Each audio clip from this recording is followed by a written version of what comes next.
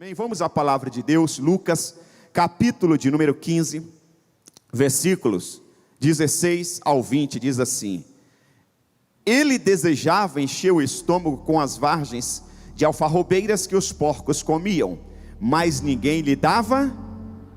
Quem vai me ajudar a pregar? Mas ninguém lhe dava nada.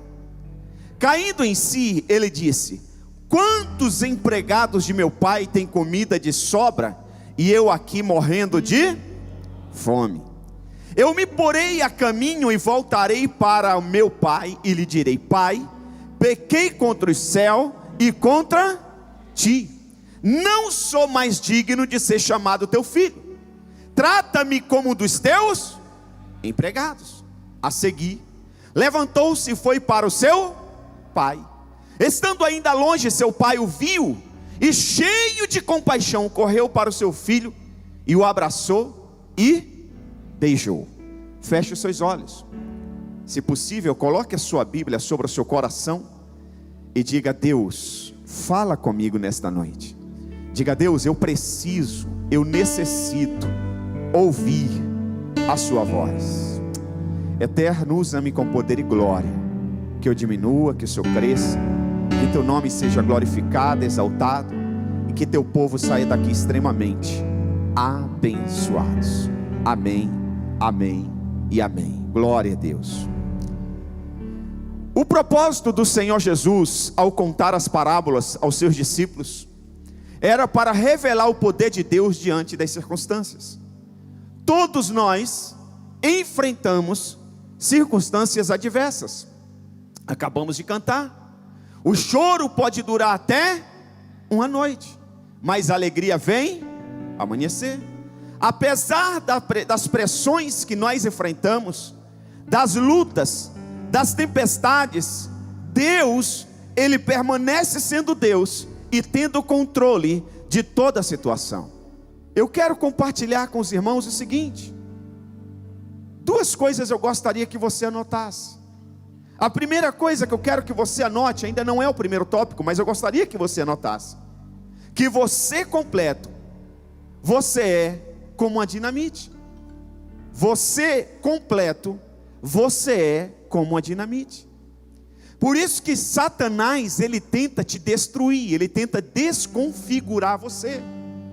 Ele luta o tempo todo para roubar a sua real identidade, para que você chegue a um ponto de não saber quem de verdade você é. Então ele oferece uma série de paliativos, de saídas, de soluções paliativas, que na verdade vão gerar outros problemas. E é aí que a Bíblia diz que um abismo chama outro abismo.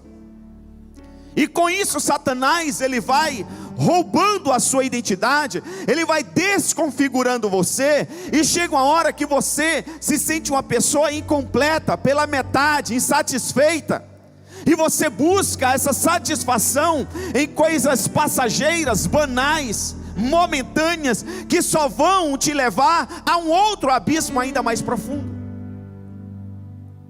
Esse garoto, essa parábola que nós lemos, é de um garoto. A Bíblia diz que ele tinha um outro irmão. Era uma família, dá a entender a Bíblia, bem sucedida, tinha herança. Esse garoto, ele se precipita e ele pede a parte da herança dele ao pai. Ora, a Bíblia diz que eram dois irmãos. Tudo que pertencia ao pai era de direito dos dois, mas ele precisava esperar, ter paciência, de chegar até o dia que de fato eles teriam direito a essa herança. E a segunda coisa que eu quero que você anote aí, que já é o primeiro tópico, é o perigo de ser impaciente. Quantas pessoas estavam a um passo da vitória, mas por causa da impaciência perderam o milagre? Quantas mulheres casaram precipitadamente? Quantos casos eu já ouvi de jovens, moças, dizerem para a mãe: se a senhora não deixar eu namorar com ele, eu vou sair de casa. É melhor deixar, porque senão eu vou namorar escondido, eu vou casar. E realmente fizeram, a mãe talvez consentiu, ou não permitiu, mas mesmo assim fez, e hoje vive um verdadeiro inferno. Quantas já morreram? Quantas estão com a pressão descontrolada? Quantas o que ganharam no casamento foi colesterol descontrolado, foi enxaqueca, foi câncer, foi doença, e muitas até já morreram, porque foram impacientes, não souberam esperar. Quantos rapazes, para serem aceitos por um grupo, foram desafiados a fumar, a cheirar, e hoje estão na dependência química. Outros estão na penitenciária, e muitos até já morreram. Quantas pessoas eram para estarem bem em um emprego, sendo bem sucedida, promovida, mas lhe faltaram paciência para esperar o momento certo da promoção, se precipitaram e até hoje estão vivendo uma vida fracassada, derrotada, uma vida de miséria. O perigo de ser impaciente é muito grande, o risco é muito grande. Nós precisamos aprender a esperar. A Bíblia diz que esse garoto tinha fome e ninguém lhe dava nada, porque ele foi impaciente, quis sair de casa antes da hora, quis a sua parte da herança antes do momento certo. Deixa eu lhe falar uma coisa, meu irmão: para tudo na vida existe o tempo certo.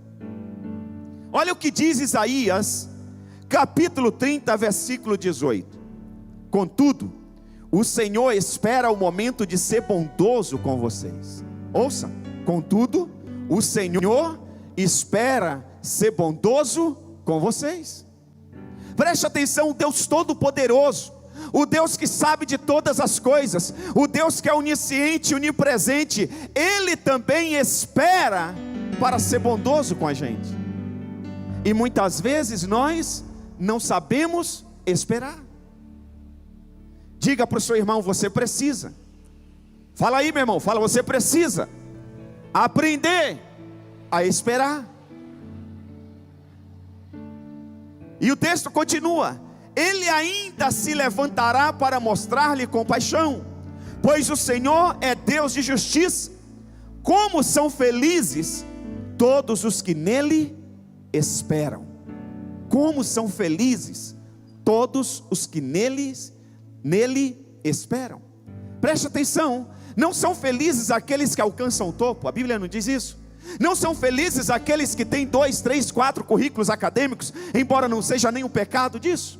Não são felizes aqueles que alcançam a riqueza financeira, a prosperidade financeira, embora não existe nenhum pecado nisso. Mas a Bíblia diz que felizes são aqueles que sabem para tudo tem um momento certo. Não adianta você se apressar. Não adianta você, dona de casa, e a senhora sabe muito bem disso, dizer para o bolo: eu estou com muita pressa, não consigo esperar 35 ou 45 minutos, eu vou tirar você do forno em 10 minutos, porque eu estou com pressa. Resolve? Não. Na caixinha do bolo já vem o tempo certo para o bolo ficar pronto. Para tudo tem um tempo certo. Deus não fez nada errado, e Deus não fez nada fora do tempo, nem antes e nem depois. Se você quer viver uma vida vitoriosa, se você quer viver uma vida vencedora, triunfante, se você quer vencer na vida, você precisa aprender a esperar. Simples, muito simples. Espera. Tem uma música, muitos não conhecem, a maioria não conhece, acho que só eu e talvez o Osni, uma música do Melo Suíte. Espera só mais um pouquinho, espera só mais um pouquinho. Se a bênção está demorando, espera só mais um pouquinho. Vamos lá? Espera só mais um pouquinho. Fala para o seu irmão: espera só mais um pouquinho. Olha aí. Se a bênção está demorando, espera só mais um pouquinho. Espera, calma.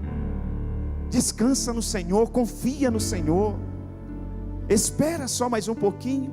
Abacuque capítulo 2 versículo 3 diz: pois a visão aguarda o tempo designado. A visão aguarda o tempo designado. Ela fala do fim, não falhará. Ainda que se demore, espere-a, porque ela certamente virá e não se atrasará. A bênção do Senhor sobre a tua vida, a vitória do Senhor, o milagre aguarda o tempo certo. Não se atrasará, vai chegar na hora certa. Quantas vezes, eu não vou falar que eu me descabelei, eu não vou falar, mas quantas vezes eu fiquei preocupado, nervoso, não curti a família, dizendo, tal coisa tem que acontecer hoje, porque se não acontecer eu vou morrer, eu vou me dar mal. E no final do dia a coisa não aconteceu, eu não morri e não me dei mal. Sabe por quê? A coisa tinha que acontecer no tempo de Deus. Aprenda a esperar, pois a visão aguarda o tempo designado. Ela fala do fim e não falhará. O que Deus tem para você não vai falhar se você souber esperar. Eu vou repetir, o que Deus tem para você não vai falhar se você souber esperar. Porque Deus nunca erra, Deus nunca atrasa, Deus nunca chega depois. E o que Deus tem para você, Ele não volta atrás. Nós que nos precipitamos muitas vezes e não recebemos a bênção, mas ela está à nossa disposição. Quem está me entendendo diz glória a Deus. Aprenda a esperar. Segunda coisa, o controle da sua vida é de Deus, irmãos. Diga, o controle da minha vida, diga, o controle da minha vida está nas mãos de Deus. Isaías capítulo 12 versículo 2 diz: Deus é a minha salvação, terei confiança e não temerei. O Senhor sim, o Senhor é a minha força e o meu cântico, Ele é a minha salvação. Confie no Senhor, entregue a sua vida ao Senhor, entregue o seu caminho ao Senhor, entregue as suas preocupações ao Senhor, entregue as suas vitórias ao Senhor, entregue os seus anseios ao Senhor, descansa no Senhor, confia no Senhor, porque no tempo certo Ele vai agir, e Ele é a nossa salvação. Diga, Deus é a minha salvação. Descansa. Quem sabe você chegou aqui extremamente preocupado, estressado. Quem sabe você diz: pastor, eu sou pavio curto, pastor, eu não aguento mais essa situação na minha casa, eu não aguento mais essa situação do meu marido, eu não aguento mais o jeito da minha esposa, eu não aguento mais esse vício do meu filho, eu não aguento mais essa condição financeira. Deus, eu não aguento mais. Espera, confia, descansa, entrega e celebra, porque no tempo certo o milagre vai acontecer. O milagre vai acontecer. Nunca perca, meu irmão, minha irmã, a visão do seu propósito. Nunca perca a visão do seu propósito. Deus tem te protegido de acordo com o seu propósito. Deus vai te enriquecer de acordo com o seu propósito de vida. Deus vai te abençoar de acordo com o seu propósito de vida. Muitas vezes nós perdemos a paciência porque comparamos a nossa vida com a do outro. Poxa vida, ele já está com carro novo e eu não. Poxa vida, ela deu testemunho da casa própria e eu não. Poxa vida, ela falou que fez o cabelo e eu não. Poxa vida, ele disse que arrumou um emprego e eu não. Nós nos comparamos, ele tem prosperado e eu não. Nós nos comparamos, mas Deus tem um propósito de vida para o Bruno, e Deus tem um outro propósito de vida para a minha vida. Deus vai fazer algumas coisas no devido tempo na minha vida, devido ao meu propósito de vida, e vai fazer na vida do Bruno no tempo dele, devido ao propósito de vida do Bruno. É isso que a gente precisa entender. Não precisa ficar com inveja de ninguém, com ciúmes de ninguém, e não precisa também viver ansioso, porque Deus vai fazer de acordo com o seu propósito de vida. Nossa oração deve ser: Senhor, qual o meu propósito de vida? O que o Senhor tem para a minha vida? Eu quero que o Senhor me abençoe, eu quero que o Senhor derrame as tuas bênçãos sobre a minha vida, de acordo com o meu propósito de vida. Irmãos, imagina você com um par de sapato maior do que o seu número. Você acha o sapato do Wagner, do pastor Wagner, lindo, lindo. Só que ele calça 48 e você calça 33. Imagina você dizer: eu quero esse sapato, eu vou pegar esse sapato, pastor, me dá esse sapato. Ele te dá o sapato, você coloca o sapato e sai correndo. Vai acontecer o quê? Vai cair e quebrar a cara. Porque o sapato pode ser bonito, mas é para o pé do Wagner, porque Deus fez o pé dele de número 48. Ele está aí não? Quantos números eu já aumentei o pé dele aqui? Hã? Mas quem consegue me entender? Preste atenção. O sapato do seu irmão é para o pé do seu irmão. Pode ser bonito, pode ser caro, pode ser barato, pode ser confortável, mas é para o pé do seu. Deus tem um sapato certo para o seu pé. Entenda isso. Então Deus vai nos abençoar de acordo com o nosso propósito de vida. Esse jovem perdeu a visão do seu propósito, caiu na desgraça, foi abandonado pelos supostos amigos, queria a comida dos porcos e ninguém lhe dava nada. Por quê? Perdeu o propósito de vida. A graça, aleluia, a graça de Deus mostrou para aquele jovem quem ele era de fato.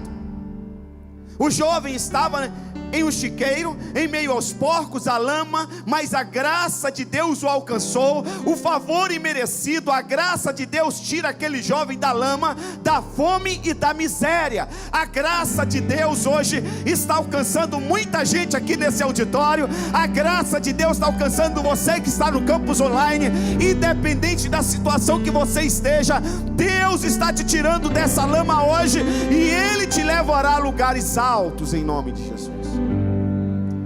Aleluia, glória a Deus. Lucas capítulo 15 versículo 17 está escrito: caindo em si ele disse: quantos empregados de meu pai têm comida de sobra, e eu aqui morrendo de fome. O cara caiu em si.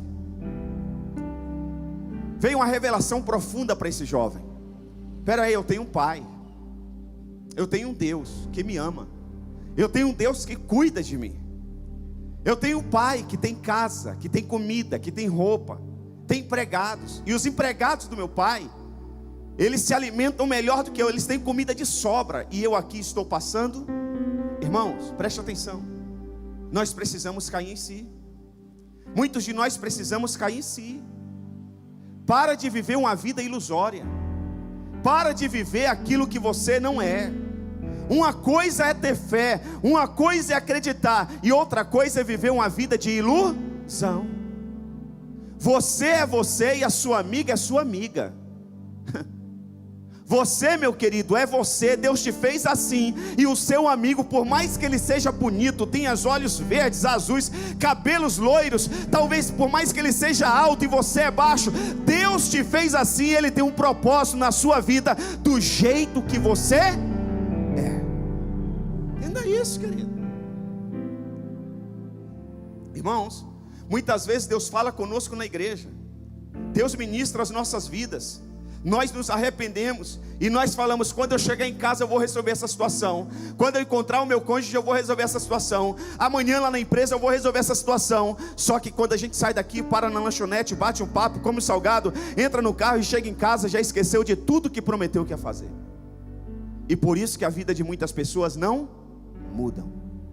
O garoto, ele pensa lá no chiqueiro: amanhã eu me levanto, eu vou em direção ao meu pai e vou dizer ao meu pai: pai, pequei contra os céus e contra ti, já não sou mais digno de ser chamado teu filho, trata-me como um dos teus empregados. A Bíblia diz que no dia seguinte ele levanta e ele vai a caminho da casa dele, e quando ele encontra o pai, ele fala exatamente o que ele tinha pensado no dia anterior: pai, eu pequei contra os céus e contra ti, já não sou mais digno de ser chamado teu filho, trata-me como um dos teus empregados.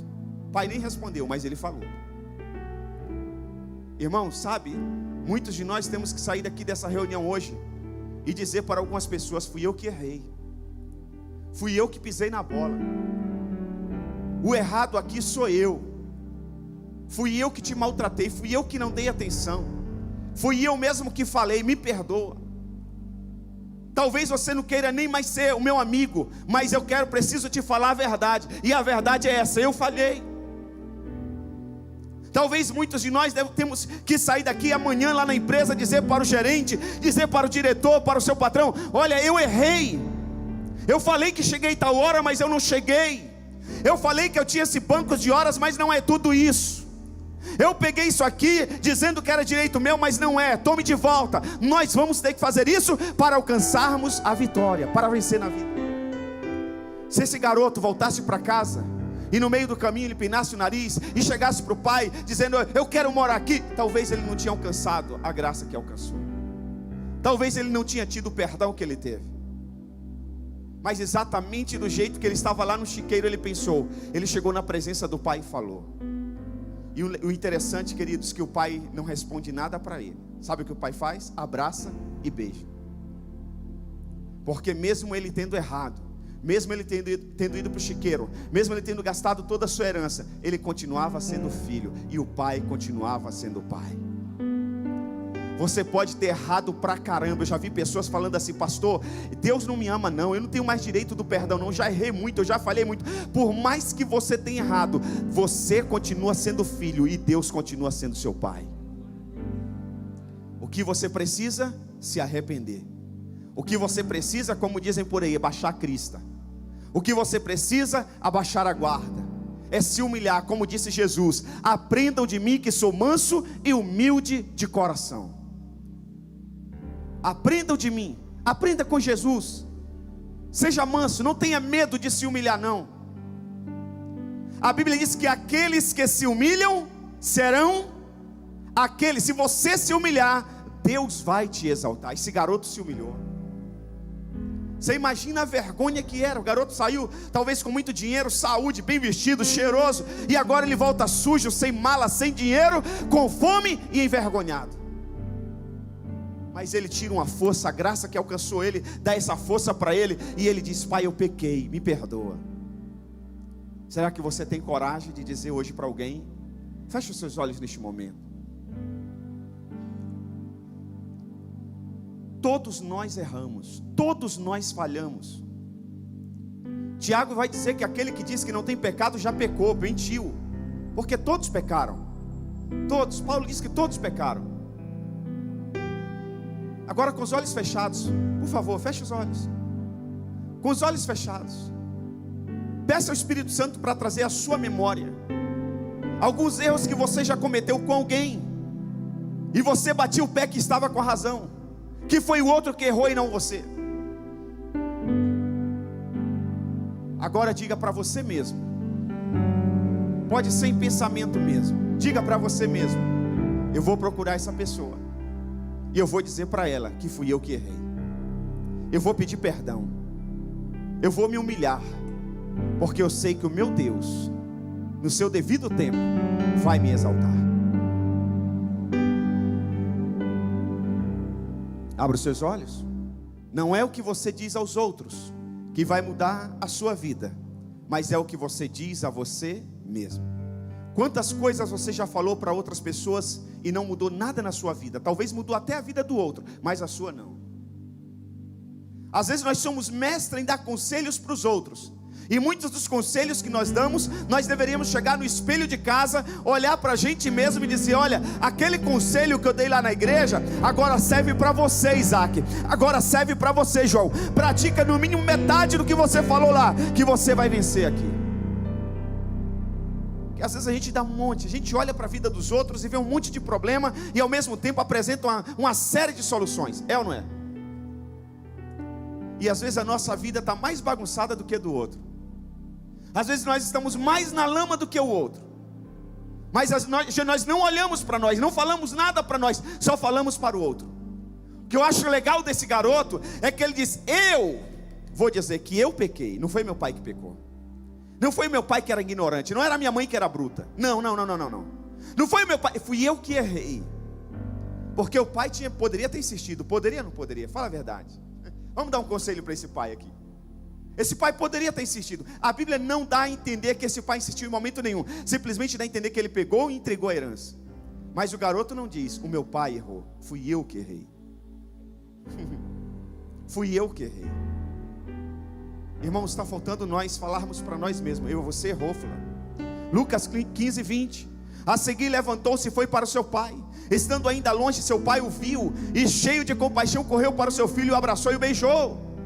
Provérbios 18, 21 diz: a língua tem o poder sobre a vida e sobre a morte. Os que gostam de usá-la comerão do seu fruto. Use a sua língua para gerar vitória na sua vida. Use a sua língua para gerar cura e milagres na sua vida e na vida das pessoas que estão à sua volta. A mulher que tinha um fluxo de sangue disse: se eu apenas tocar nas vestes de Jesus, eu serei curada. Declare, fique em pé em nome de Jesus e declare: eu vou vencer. Mais uma vez, eu vou vencer.